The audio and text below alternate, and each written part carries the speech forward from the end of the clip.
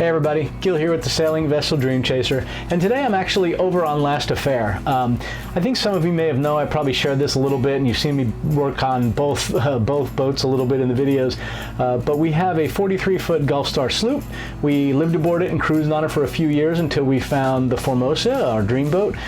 We bought the Formosa and you know, did what they always say you never should do. We bought the new boat before we sold the old one. So we put this boat up on the market.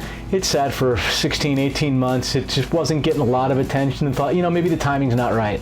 At the time, the grandkids had moved in with us aboard DreamChaser. I needed to give up my office in that boat as a bunk in a bedroom for the 3-year-old. So it worked out well. We took a family trip. We sailed that boat from Houston over here to the near New Orleans, where we happen to be now.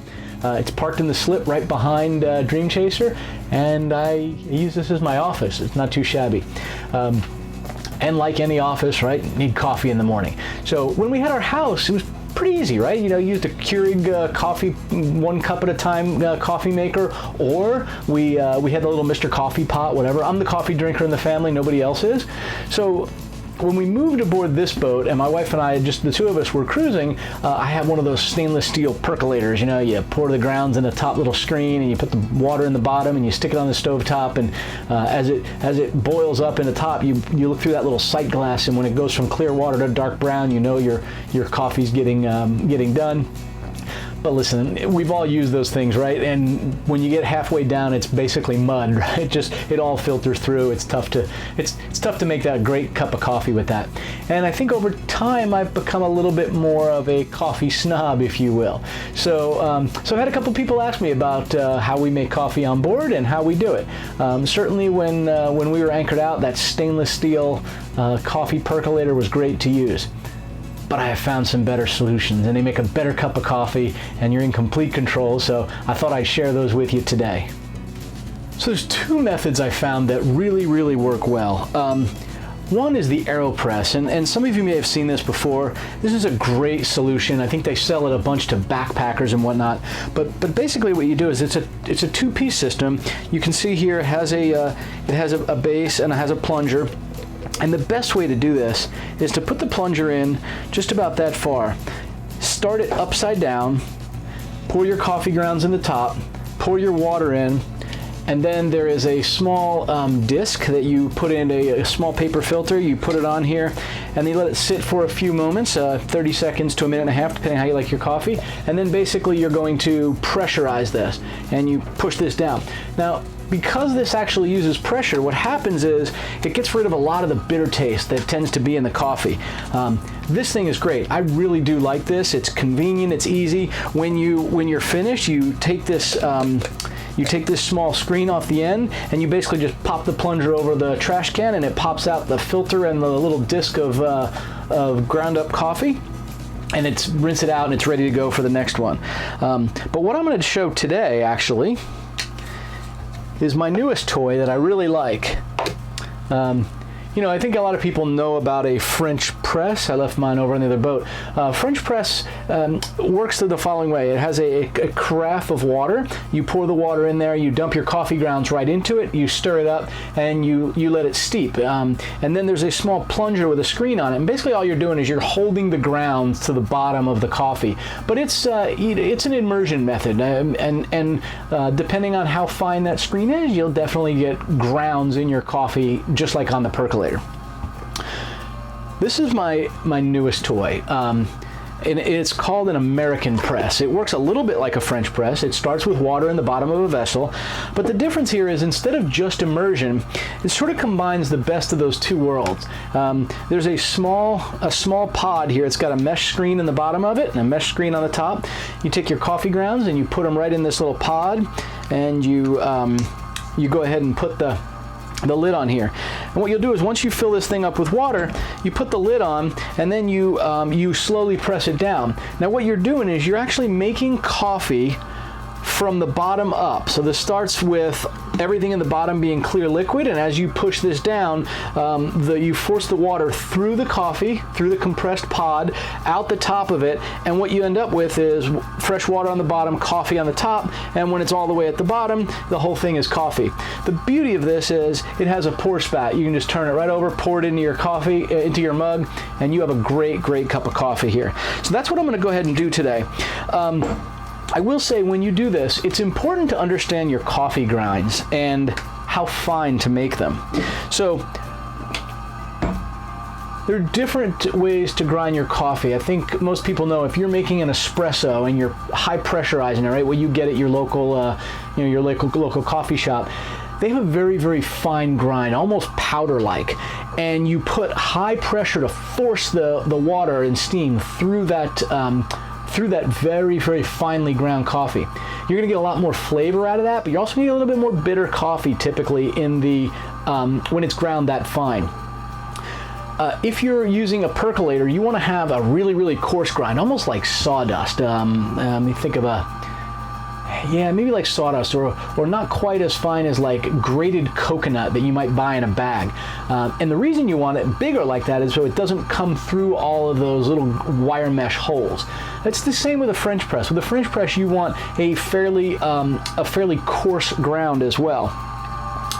With this AeroPress, because it uses a paper filter, I like to actually grind mine pretty fine. About the consistency of sugar, granules of sugar. Not quite salt, which would be a lot finer, but about sugar, or maybe somewhere between sugar and a sugar in the raw. Because it's pressurized and because it has the filter, it keeps a lot of that, what I describe as mud, out of the bottom of it. So the next step is coffee itself, and you can certainly go to the store and buy your ground coffee, and it's the easiest way to do it. But I have found that these small portable coffee grinders that are manual, one, are great for the boat. They don't take up any power. Two, has a really good flavor when you ground your own coffee. It's very, very fresh. So I'm going to start with this. I already have my my adjustment here set to a fairly coarse grind. I made a cup earlier today and it was a little bit too coarse, so I'm going to tighten that up just a little bit. The bottom part of this is nothing more than the empty section that the coffee goes into. So I'm going to start with this thing here. Buy your beans whole. They store a lot longer this way. They'll last you a lot longer. They'll stay fresher longer. And certainly get whatever type of coffee you really like. Many years ago, we went to Jamaica, and I became a tremendous fan of Blue Mountain coffee from the Blue Mountains of Jamaica. It's the only place it grows. It's a fairly light roast coffee. However, it is delicious. So I'm doing about 1.25 scoops here into this grinder. Maybe a little bit more coffee than I need, but we'll play it by ear as we go.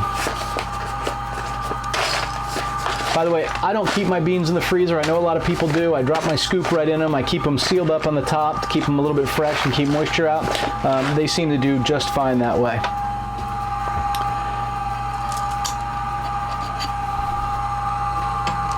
So this device right here is called a Java press. It's all stainless steel. It's metal. It feels weighty.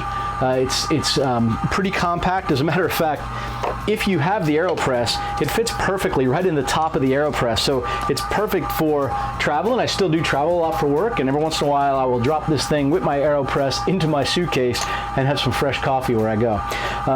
So next thing you do is we're just going to hold the press. I usually hold right where the joint is there to make sure it's not going to fall off of it. I usually hold it right here. Where the joint is between those two pieces. This handle just pops on. It's got a small hexagon hole in it and a hexagon nut. It just sits on there, doesn't need to hook on, and then it's time to just crank. Now, this takes about 2 minutes maybe to grind that much coffee. The funny thing is, I don't know. I found this to be like my meditation time. In the morning, I come in, I put my water on, and I start grinding my coffee, and it's I don't know, it's a peaceful time for me, I guess. So you only want to turn this thing clockwise. You don't want to go the other way. You could actually ruin this. This has a ceramic burr gear in it, and that's what does the grinding. Really works well. But after you do this for a while, you sort of get the motion of using both hands together, and it doesn't take long. If I'm in a hurry, I'll jet through it pretty quick. But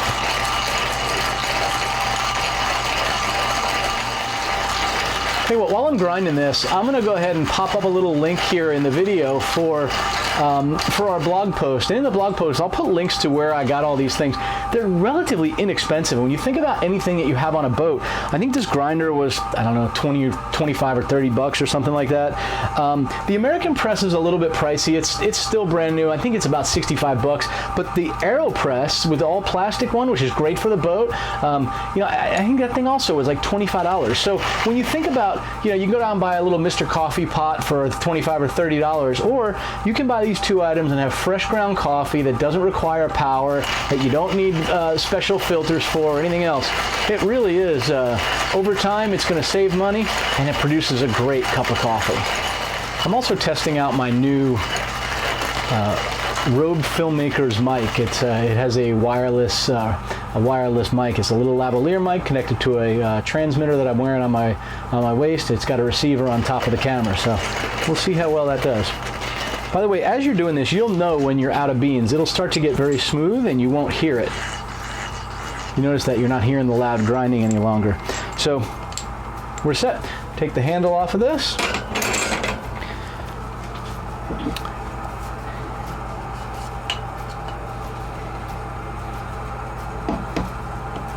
And now it's just a matter of pouring my coffee grounds into my small pod here.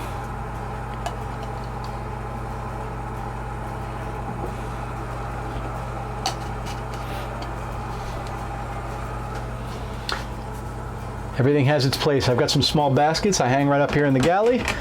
Keeps things from going anywhere when we're underway.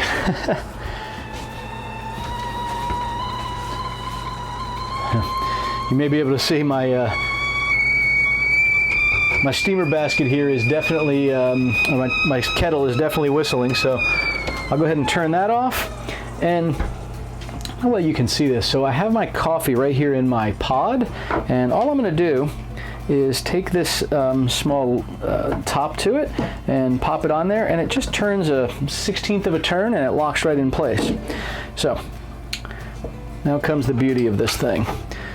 So let me turn this around so you can see there's some gauges on the side here. It has several different lines depending on the strength of coffee you make. You can make a latte, you can make a cappuccino, you can make an Americano, you can make a flat white, or you can do just a regular coffee, a drip coffee equivalent.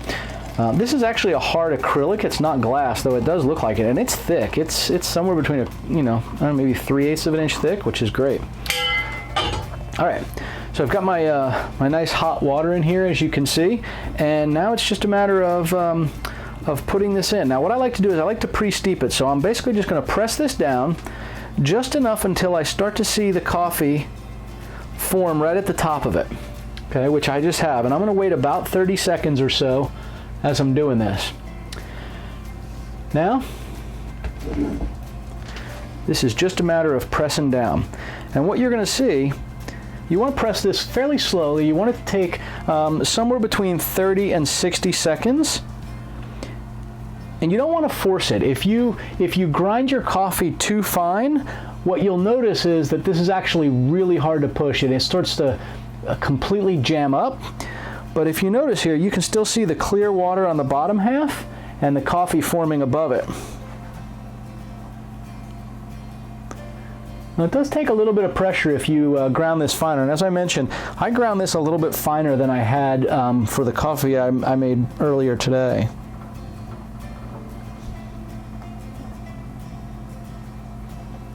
And Blue Mountain Coffee is a fairly light roast of coffee anyway, but all right, we've got that there.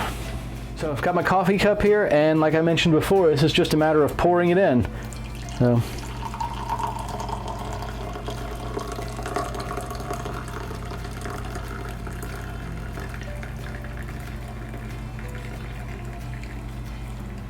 So So as you can probably see, my coffee cup's a little smaller than the one I usually use. See if you can see it here. I have my coffee cup hanging up here that I normally use, and it's about a 14-ounce mug. This one's probably about 10 ounces, so I should probably have used just a little bit less water in this for this particular cup. However, this is really, really a wonderful cup of coffee. And again, the beauty of this thing is it's very easy to clean. Let me take my coffee and just set it aside for a moment here. I hope you found that useful. I will put links down below for the American Press, the AeroPress, and the Java Press coffee grinder.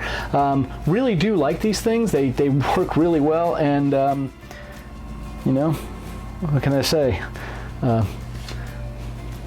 I was going to say bon appetit, but that sounds more like something you'd say if you had some really good food and a glass of wine. So, salute? Nah, that's an Italian toast. Starbucks? I don't know what you say, but ooh, steamed up my glasses.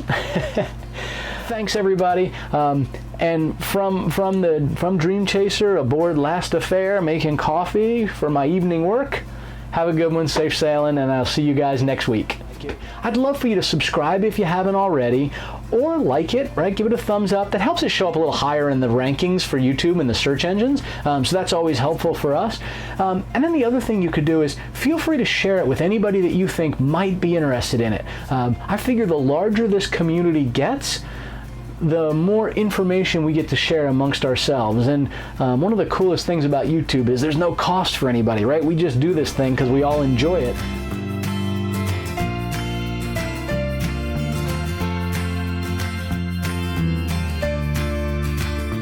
Don't forget to subscribe to our channel for weekly updates and like this video.